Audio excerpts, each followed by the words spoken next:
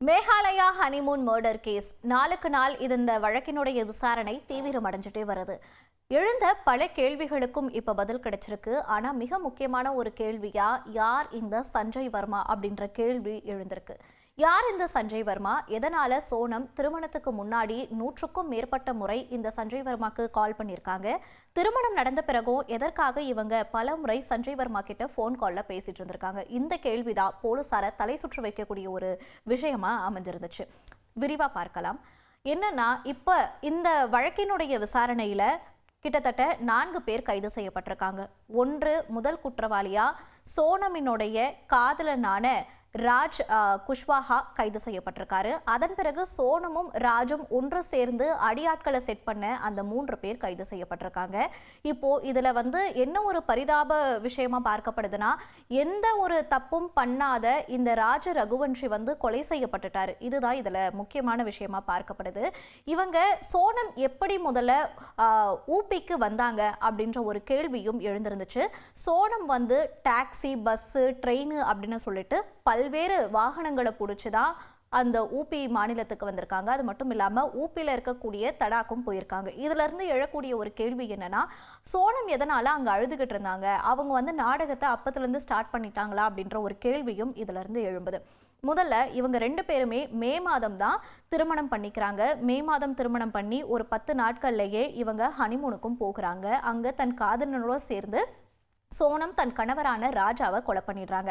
அதன் பிறகு அங்க பலவித டிராமாக்கள் எல்லாம் போட்டு இவங்க வந்துடுறாங்க. அதன் பிறகுதான் இவங்க ஊட்டியில இருக்கக்கூடிய அந்த ஒரு தாபாக்கு தன்னுடைய அண்ணனுக்கு கால் பண்றாங்க. அதன் மூலியமா இவங்க கைது செய்யவும் படுறாங்க. ஆனா இன்றைய அளவு வரைக்குமே சோனம் எந்த ஒரு வாக்குமூலத்தையும் காவல்துறையினர்கிட்ட கொடுக்கவே இல்லை.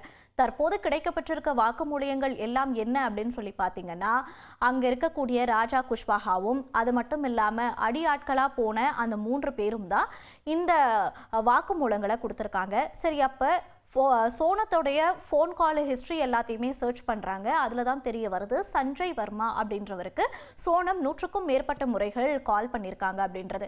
யார் இந்த சஞ்சய் வர்மா அப்படின்னு சொல்லிட்டு தலையே சுற்றி இருக்க போலீஸாருக்கு மீண்டும் மீண்டும் தீவிரமான விசாரணை எல்லாம் நடத்துகிறாங்க. அப்போ தான் இந்த வியாழக்கிழமை, அதாவது 17ஆம் தேதி ஜூன் மாதம், இந்த வியாழக்கிழமை என்ன பண்ணுறாங்கன்னா, குற்றவாளிகளை அந்த மாதிரி ஒரு செட்டப் பண்ணி நீங்கள் எப்படி கொலை பண்ணீங்க அப்படின்னு சொல்லி நடிச்சு காட்ட வச்சுருக்காங்க போலீஸார். இப்போ ஒரு முக்கியமான ஒரு கொலை கேஸ் அப்படின்லாம் சொல்லி எடுக்கும் போது போலீசார் இந்த ஒரு நடவடிக்கையை எடுக்கிறது இயல்புதான். ஏன் அப்படின்னு சொல்லி பார்த்தோம்னா, இது போன்ற நடவடிக்கையை மேற்கொள்ளும் போது இவங்களுக்கு எதனா ஒரு ஹிண்ட் கிடைக்க பெறலாம். ஏன்னா அப்ப இவங்க புதுசா யார்கிட்டனா பேசினாங்களா, என்னென்ன திட்டத்தை எல்லாம் தீட்டி வச்சிருந்தாங்க, எப்படி இதுக்கு பண்ணியிருக்காங்க, இதுக்கு தெரியாதனமா யாருன்னா உதவி பண்ணியிருக்காங்களா, தெரிஞ்சே யாருன்னா உதவி பண்ணியிருக்காங்களா அப்படின்னு சொல்லிட்டு நிறைய தடயங்களும் நிறைய தகவல்களும் இவங்களுக்கு இந்த நடவடிக்கையின் போது போலீசாருக்கு கிடைக்கப்பெறும். அதனால இந்த நாடகம் போல, அதாவது கொலை எப்படி பண்ணீங்க, அந்த இடத்துக்கு எப்படி போனீங்க அப்படின்றதையெல்லாம் குற்றவாளிகளை வச்சு நடிக்க செய்வாங்க. ஸோ அந்த மாதிரி நடிக்க வச்சிருக்காங்க. இதில் தான் இவங்களுக்கு ஒரு தகவல் கிடைக்கப்பெறுது. என்ன அப்படின்னு சொல்லி பார்த்தீங்கன்னா, அவங்களுடைய ஃபோன் கால் ஹிஸ்ட்ரி. ஏன்னா இவங்க தான் லைவ் லொக்கேஷன், சோனம் தன் காதலனான ராஜ் குஷ்வாஹாக்கு தொடர்ந்து தகவல் எல்லாம் அனுப்பிட்டே இருந்திருக்காங்க, லைவ் லொக்கேஷன் எல்லாம் அனுப்பிட்டே இருந்திருக்காங்க. அப்போ சர்ச் பண்ணி பார்க்கும்போது தான் என்ன தெரிய வருதுன்னா, சஞ்சய் வர்மாக்கு இவங்க தொடர்ந்து கால் பண்ணிட்டே இருக்காங்க. அப்ப யார் அந்த சஞ்சய் வர்மா அப்படின்னு சொல்லிட்டு சோனம் கிட்ட விசாரிச்சிருக்காங்க. ஆனா இன்றைய அளவும் சோனம் வாய் திறக்கவே இல்லை. சோ இந்த விசாரணை தீவிரமடைந்து ஃபுல்லா சர்ச் பண்ணி பார்க்கும்போது இவங்களுக்கு புதன்கிழமை ஒரு தகவல் கிடைக்கப்பெறுது. என்ன அப்படின்னு சொல்லி பார்த்தீங்கன்னா, அது வேற யாரும் கிடையாது சஞ்சய் வர்மா அப்படின்றது. ராஜ் குஷ்வாஹாவை தான் இவங்க சஞ்சய் வர்மா அப்படின்னு பெயர் மாற்றம் பண்ணி இந்த மாதிரி மாத்தி வச்சிருக்காங்க அப்படின்ற ஒரு விஷயத்தை போலீசார் கண்டுபிடிக்கிறாங்க. இது முக்கியமான ஒரு விஷயமா பார்க்கப்படுது. அது மட்டும் இல்லாம இவங்க எப்ப இந்த பிளானை போட்டிருக்காங்க அப்படின்னு சொல்லி பார்த்தீங்கன்னா, மே மாசம், அதாவது இவங்களுக்கு திருமணம் நடந்த இந்த மே மாசம் தான் சோனமும் அவங்களுடைய காதலனான இந்த ராஜ் குஷ்வாகவும் இந்த பிளானை போடல. இவங்க பிப்ரவரி மாதத்துல இருந்தே ராஜாவை எப்படியோ கொலை பண்ணிடணும் அப்படின்ற ஒரு பிளானை தீட்டிட்டு வந்துட்டே இருந்திருக்காங்க. அப்ப எதுக்கு திருமணத்துக்கு முன்னாடி ஒரு காதல் இருந்திருக்கு. அப்ப இவங்க நீங்க பிப்ரவரி, அதாவது கிட்டத்தட்ட 3 மாசத்துக்கு முன்னாடியே கொலை பண்ணணும் அப்படின்லாம் திட்டம் போடுறதுக்கு பதிலா இந்த கல்யாணத்தை நடக்க விடாம நிறுத்திருக்கலாமே, நீங்க மேஜர் தானே அப்படின்ற ஒரு கேள்வியும் எல்லார் மனசுலையும் எழுது. அதுதான் இந்த கொலை வழக்கு ஒரு வருத்தத்திற்குரிய ஒரு விஷயமாகவும் பார்க்கப்படுது. ஏன்னா பரிதாப பரிதாபமா இப்போ ஒரு உயிர் போயிருக்கு அப்படின்ற ஒரு விஷயம் வந்து எல்லாரையுமே உருக்குலைய செய்ய வச்சதா தான் பார்க்கப்படுது. ஸோ இவங்க மே மாசத்துல இருந்தே பல்வேறு திட்டங்களை தீட்டிருக்காங்க. கிட்டத்தட்ட 4 வாட்டி இவங்க வந்து ட்ரையும் பண்ணியிருக்காங்க திட்டங்களை போட்டு.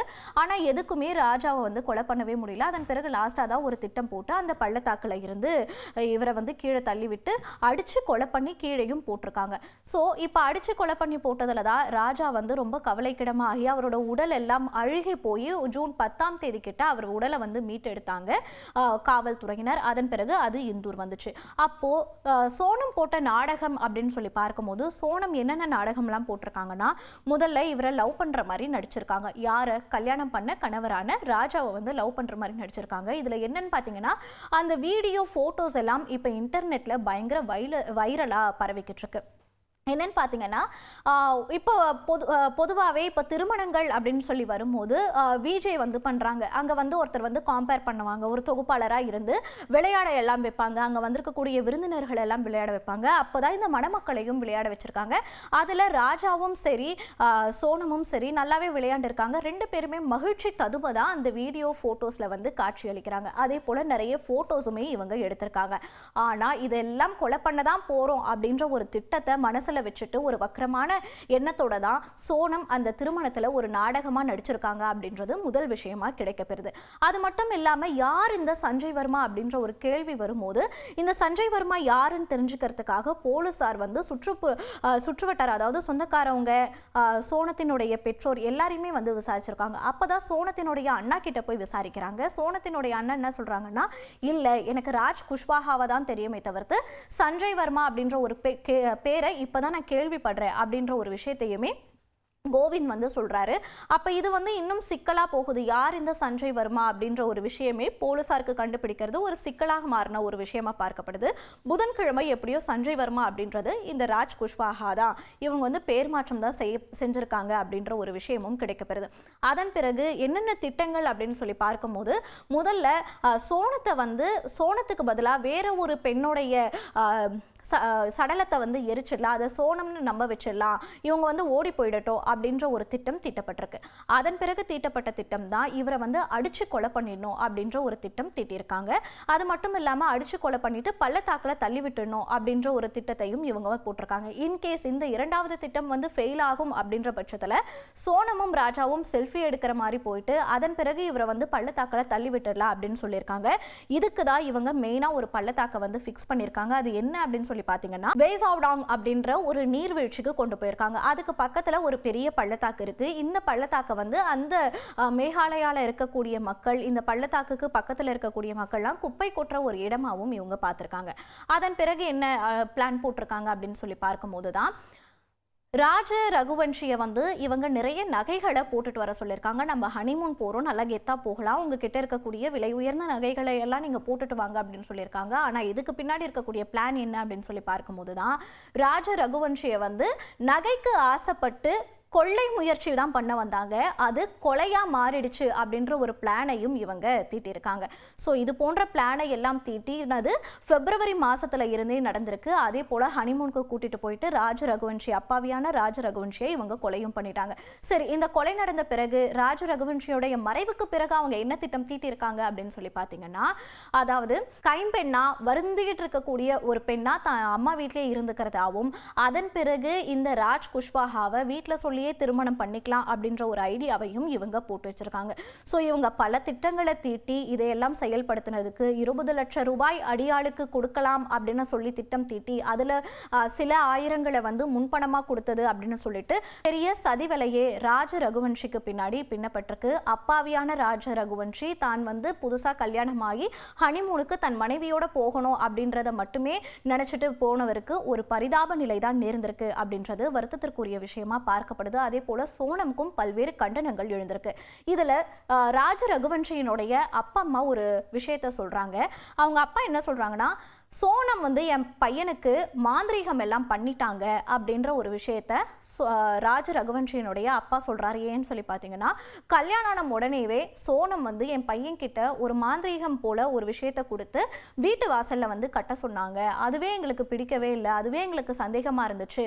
ஆனா அதன் பிறகு இப்ப பார்த்தீங்கன்னா அந்த மாந்திரிகத்தால செய்யப்பட்ட ஒரு விஷயமானது வீட்டு வாசல்லே இல்லை, இது எங்களுக்கு பிடிக்காம ஒரு விஷயமாவே இருந்துச்சு, ஆனா இவ்வளோ சதிவேலை அந்த பொண்ணு பண்ணியிருக்கோம் அப்படின்றது எங்களுக்கு இப்பதான் தெரியுது அப்படின்னு சொல்லியிருக்காங்க. இவங்க 2 பேருக்குமே ஜாதகம் ஒத்து போகவே கிடையாது. ஆனாலும் நாங்க 2 பேருக்கும் பிடிச்சிருக்கு அப்படின்னு சொன்னதுனால தான் நாங்க திருமணம் பண்ணி வச்சோம். நாங்க ஜாதகத்தை பெருசா நம்பினா பார்க்கவே இல்லை. ஆனாலும் நான் சோனமை இப்போ ஒரு பார்க்குறேன் அப்படின்னு சொன்னால் நான் ஒரே ஒரு கேள்வி தான் சோனம் கிட்ட கேட்பேன், என் பையனை எதுக்காக கொலை பண்ண அப்படின்ற கேள்வியை தான் கேட்பேன் அப்படின்னு சொல்லிட்டு கண்ணீர் மல்க ஒரு சேனலுக்கு பேட்டியையும் அவங்க கொடுத்துருக்காங்க. இப்போ இந்த வழக்கை பொறுத்த வரைக்கும் காவல்துறையினர் தரப்புல இருந்து என்ன சொல்றாங்கன்னா, எங்க கிட்ட போதுமான எவிடன்ஸ் எல்லாம் இருக்கு, ரொம்ப ஸ்ட்ராங்காகவே இருக்கு, சோனம் தான் இந்த கொலையை பண்ணாங்க அப்படின்றது முக்காவாசி நிரூபிக்கப்பட்டுடுச்சு. இன்னும் கால்வாசி ஏன் அப்படின்னு சொன்னா சோனம் வாயிலிருந்து என்ன வார்த்தைகள் வருது அதுக்காக தான் நாங்கள் வெயிட் பண்ணிட்டு இருக்கோம். விரைவிலேயே நாங்கள் குற்றப்பத்திரிகை தாக்கல் செய்வோம் அப்படின்னு சொல்லிட்டு காவல்துறை தரப்புல இருந்து தெரிவிக்கப்பட்டிருக்கு. ஸோ காவல்துறை மட்டும் சோனத்தினுடைய வாக்குமூலத்துக்காக வெயிட் பண்ணல.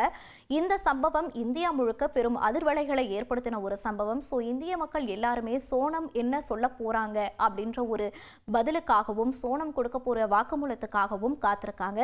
இந்த வழக்கினுடைய விசாரணையானது மென்மேலும் தீவிரமடைஞ்சுக்கிட்டே வருது. ஸோ வெயிட் பண்ணி பார்க்கலாம் என்னதான் நடக்குது அப்படின்னு சொல்லிட்டு. மேகாலயா ஹனிமூன் மர்டர் கேஸ் அப்படின்றது என்றையளவும் மறக்க முடியாத ஒரு கொலை வழக்காகவே பார்க்கப்படுது.